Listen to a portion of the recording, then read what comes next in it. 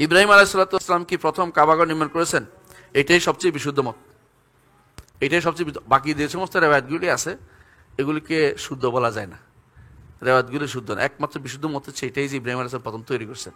হ্যাঁ, কোনো কোনো মত আছে কিন্তু সত্যি কোনো মত নাই। সত্যির মতো কেন কোনো মত আছে যে আউয়ালা বাইতিন উদিআ লিন-নাস, কিন্তু কি জন্য? লিল কিবলা, কিবলার জন্য, ইবাদতের জন্য, তোয়াফের জন্য। এর আগে যারা বলেছে যে নূহ আলাইহিস সালামের কিস্তি আইসা কাবা ঘরে তোয়াফ করছে 7 চক্কর, এগুলো বানোয়াট কথা, একদম বানোয়াট।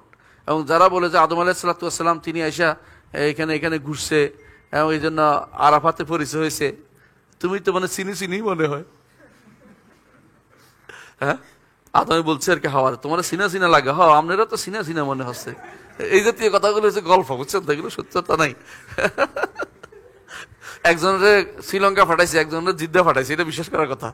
হ্যাঁ, এদের কেমনি একাত্র হইব? হ্যাঁ, বিল্লাহ আলাইকা কাইফা ইসতামি আনে, এই জাতীয় কথাগুলি যখনই দেখবেন এগুলি বেশিরভাগই বানোয়াট হাদিসের কারণ।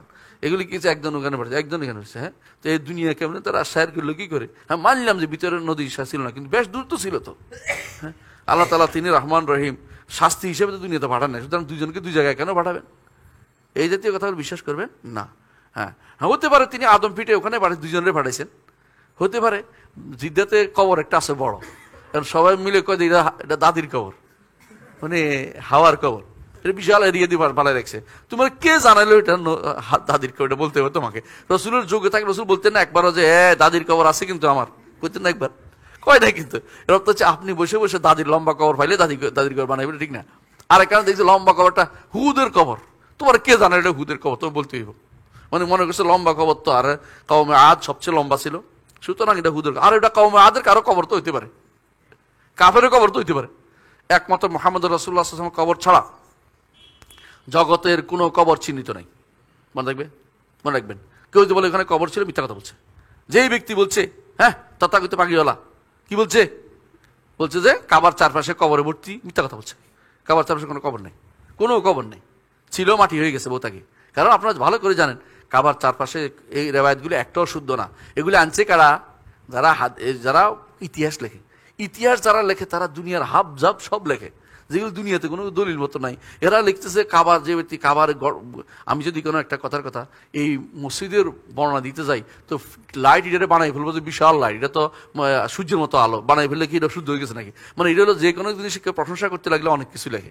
তো যিনি মক্কার প্রশংসা করতে গেছে তিনি বলছে মক্কাতে এত এত কবর আছে, কোথায় আছে এর খুঁজে পায় না কোথায়, তাড়াতাড়ি করে কাবার এর ভিতরে বলতেছে। এমনকি কেউ ইসমাইলের কবর আছে হেজের ভিতরে, এগুলি কিছুই নাই। কারণ এখন সব জায়গায় নবীদের কবর তো মাটি খায় না, মাটি খায় না। আল্লাহর ইচ্ছা যে এগুলি গোপন করে রাখছেন, কারণ এগুলি কারণে শিরকের হবে এই জন্য।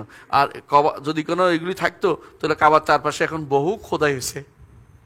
কারণ আপনারা জানেন যে এটাকে কি করছে, পুরা মাটি সরাইয়ে এখানে লাগছে, এখানে সুন্দর পাথর দিচ্ছে, যে পাথরে পা পড়ে না, পা গরম হয় না, দেখছেন না আপনি? হ্যাঁ, এগুলি সব সুন্দর করে নিচ পর্যন্ত আবার করে নতুন করে এগুলি করছে, বেজ করছে। এখন যদি কবর থাকতে, কবর কই গেল? হ্যাঁ, যদি বলেন যে কবর মাটিতে মিশে গেছে, তা আপনার ওদের আকিদাও কিন্তু এটা না, ওরা তো জীবিত রয়ে গেছে নবীরা। হ্যাঁ, ওরা আরো বিপদে পড়বে। হ্যাঁ, তাহলে দুই একটা উঠে ফেললে হয়, নবী সাহেব আপনি উঠে যান, এতক্ষণ বসে আছেন কি জন্য? তো এটা তো ভুল। তো এই জাতীয় আসলে এখানে কোনো কবর নাই একেবারে। এই রেওয়ায়াতগুলো একটাও শুদ্ধ না। কিছু বর্ণনা আসছে তো মানলাম আমি, কোথায় কোথায় হ্যাঁ মনে করছে দুনিয়ার কেউ বুঝি এই কিতাব পড়তে পারবে না। হ্যাঁ, এই কিতাব বুঝে খবর নাই তার কাছে। কি করছে মক্কার তাহবিল ওরা যেগুলি লিখছে ফাকিহি ইমাম তারা একটা বর্ণনা আসছে লিখে রাখছে, তাদের কোনো উদ্দেশ্য দোষ নাই। এমনকি যারা লিখেছে ফাঁকে আনবা, আরো যারা লিখছে এই কিতাবগুলোর সনদ নাই, অধিকাংশই দুর্বল বর্ণনা ভর্তি। এগুলি দিয়ে দলিল দিয়ে যে আকিদা সাব্যস্ত করতে হয়, হেরা যেখানে বোখারির দিয়ে আকিদা মানে না, এখানে দুর্বল বর্ণনা দিয়ে আকিদা সাব্যস্ত করে এখানে কবর বানাচ্ছে। মনে রাখবেন আল্লাহর কি এখানে কোনো কবর একটাও নাই, কোনো কবর নেই। যারা কবর বলে মিথ্যা কথা বলছে, বুঝে আসছে কথাটা? মনে রাখবেন। হ্যাঁ, وقل جاء الحق وزهق الباطل إن الباطل كان زهوقا